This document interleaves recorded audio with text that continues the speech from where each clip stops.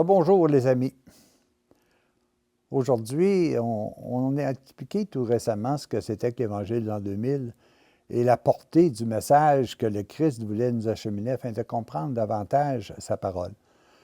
Aujourd'hui, on va s'attaquer à l'ouverture de ce livre sur la parole de Dieu. C'est une section qui est un peu plus aride parce qu'on va parler de notions que bien souvent, on n'est pas capable de s'imaginer. On va parler d'éternité. Qu'est-ce que c'est que l'éternité? C'est sûr qu'on peut le définir en disant il n'y a pas de commencement, il n'y a pas de fin. Mais quand même, c'est assez aride à comprendre. Et je pense qu'on devrait être capable ensemble là, de pouvoir se situer globalement dans tout ça. Vous savez, la plus grande faute que l'on a, nous les gens qui cherchons la parole de Dieu, qui voulons davantage la mettre en pratique, qui voulons scruter véritablement que signifie l'esprit de la parole et non pas le mot comme tel. C'est que bien souvent, on se donne des notions de vous ne serez pas capable, c'est complexe, c'est un mystère. Puis je lis bien souvent dans notre esprit, on dit, vous savez, quelqu'un qui nous dit « Ah, c'est impossible ». Alors, à partir du moment où c'est impossible, pourquoi que tu te forcerais à aller plus loin parce qu'on te dit que c'est impossible? Pire que ça, on va te dire régulièrement « Ah ben ça, c'est un mystère ». Un mystère, là, c'est la pire des barrières qui fait que je n'ai pas le goût d'aller plus loin, parce que de toute façon, c'est un mystère. Donc, un mystère, par définition, c'est quelque chose que je ne comprendrai jamais. Mais quand je me place dans ces barrières-là, je me crée une situation d'inertie. J'arrête de forcer, j'arrête de travailler, j'arrête de vouloir savoir.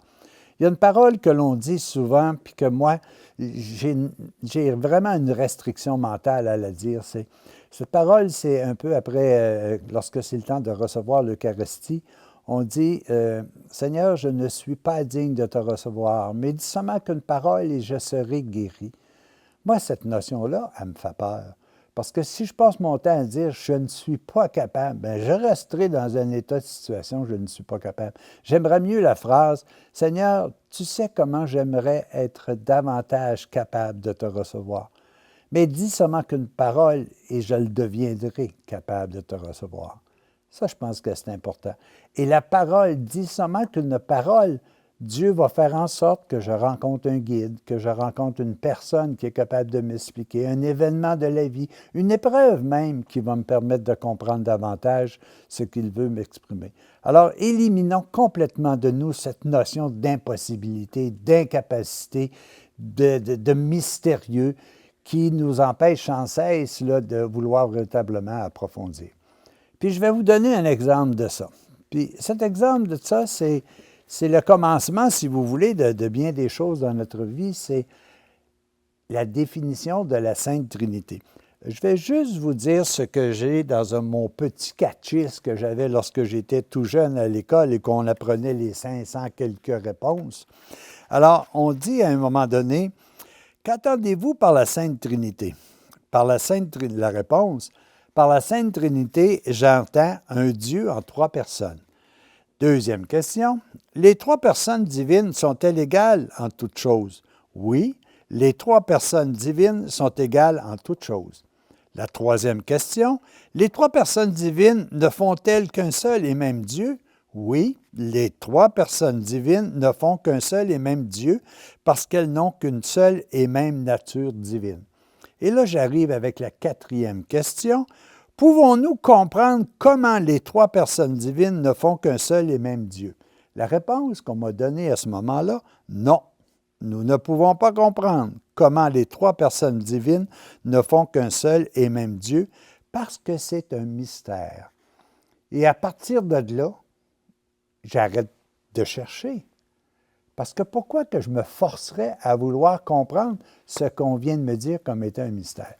Et un jour, j'ai rencontré un de nos amis, Laurent Gagnon, pour ne pas le nommer, qui, sans complètement nous faire comprendre la divinité qu'il y a à l'intérieur de la Sainte Trinité, nous a donné une petite coche plus haute pour nous faire comprendre.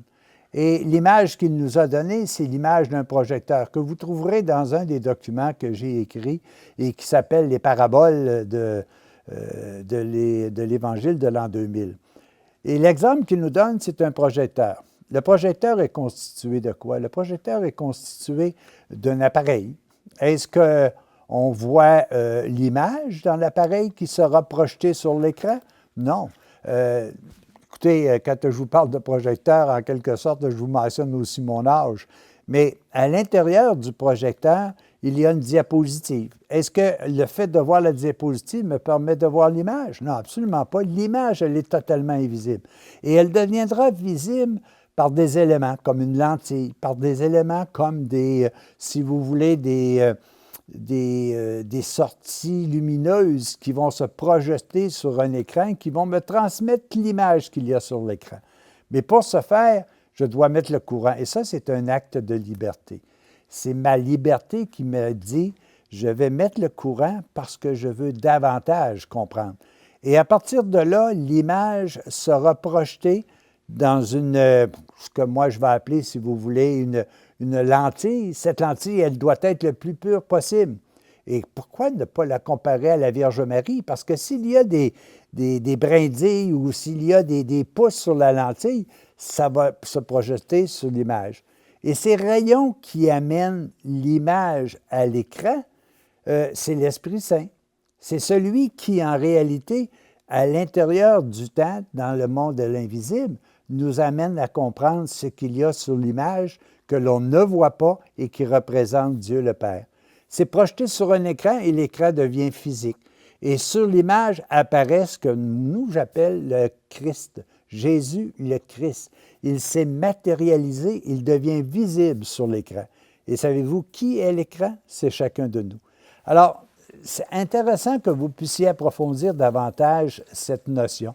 C'est exactement pareil avec ce que je vous présente, une clé USB. Et là, je m'en viens un petit peu plus à la mode. Cette clé USB-là contient des images. Est-ce que vous les voyez, les images? Est-ce que vous voyez les données qui constituent ces images-là? Absolument pas. Mais regardez, je vais faire un acte de liberté. Cette liberté-là fait que je le rouvre et je vais la brancher, soit à ma tablette, soit à mon ordinateur, soit à ma télévision.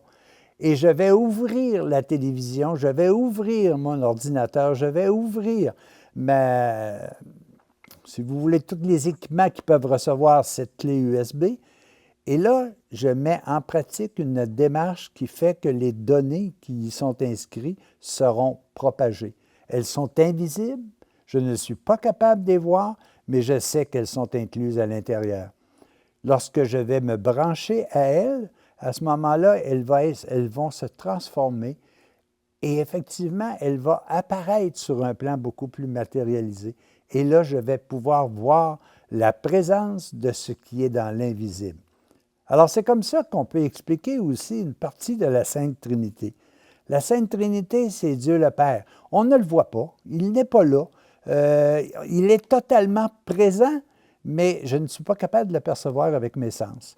Mais dès que je décide librement de me brancher à son image et que je mets en marche mon équipement, que ce soit le projecteur ou que ce soit la clé USB, que je me branche et que je décide de libérer cette image qui est à l'intérieur de la clé USB, sur mes écrans, sur ma tablette, sur mon ordinateur, je vois apparaître le Christ vivant.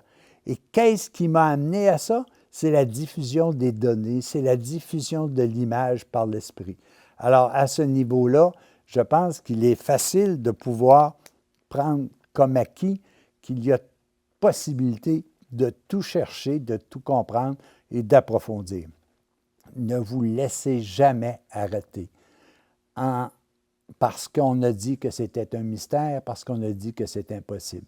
Un de mes professeurs un jour m'a dit, ne sachant pas que c'est impossible, il le fit.